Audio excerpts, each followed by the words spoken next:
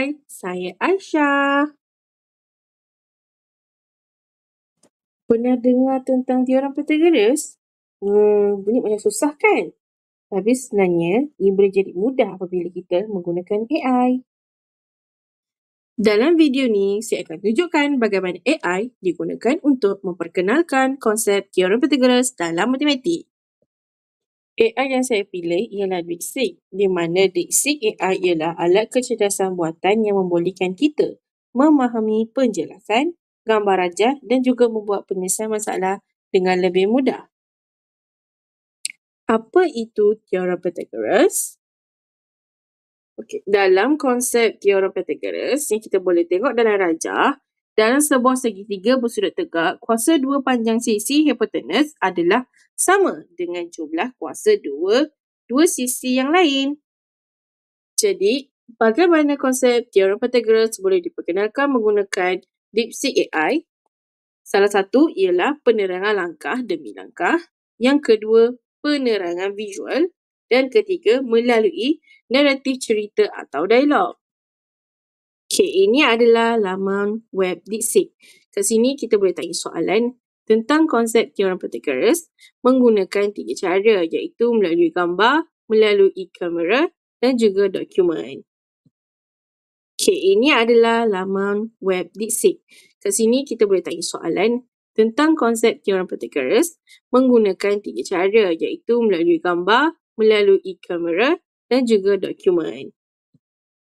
Okey, ini adalah laman web DeepSeek. Kat sini kita boleh tanya soalan tentang konsep teorem Pythagoras menggunakan 3 cara, iaitu melalui gambar, melalui kamera dan juga dokumen. Okey, ini adalah laman web DeepSeek.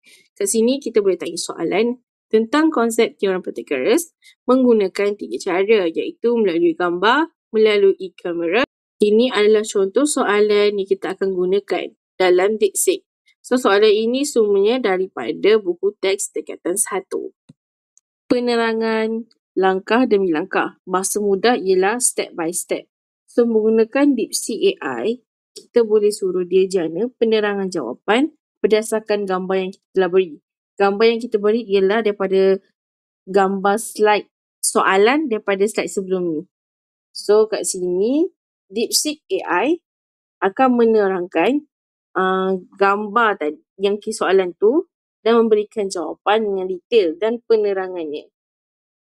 So, dari situ kita boleh nampak DeepSeek AI akan membantu kita memahami hubungan antara sisi 3 segi bersudut tegak. Penerangan langkah demi langkah. Bahasa mudah ialah step by step.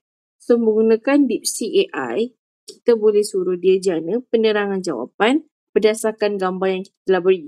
Gambar yang kita beri ialah daripada gambar slide soalan daripada slide sebelum ni.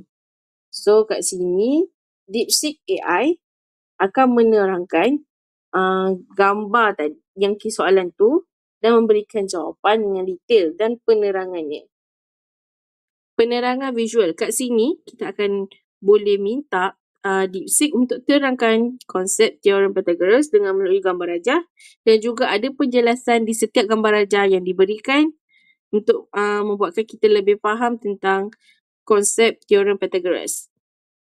Penerangan visual. Kat sini, kita akan boleh minta DeepSeek untuk terangkan naratif cerita. Kat sini, kita boleh suruh DeepSeek untuk jana dialog tentang teorem Pythagoras dalam bentuk perbualan, di mana dia akan menggabungkan penjelasan konsep, contoh praktikal soalan dan juga unsur interaktif untuk memudahkan kefahaman. Ini adalah contoh naratif dialog di mana DeepSeek AI telah mewujudkan 2 watak iaitu Farish dan Aina untuk menyelesaikan masalah yang guru telah berikan, iaitu cari jarak dari tiang ke pokok. So, kat sini Farish boleh berfikiran dengan menggunakan teorem Pythagoras dan menggunakan formula teorem Pythagoras untuk menyelesaikan soalan yang mereka dapat. Kesimpulannya, penggunaan AI dalam pembelajaran dapat memberikan kesan dari segi visual, interaktif dan juga konstruktual berbanding dengan kaedah tradisional. Itu sahaja untuk video kali ini. Sekarang anda telah mengetahui bagaimana AI digunakan untuk memperkenalkan konsep teorem Pythagoras. Terima kasih kerana menonton.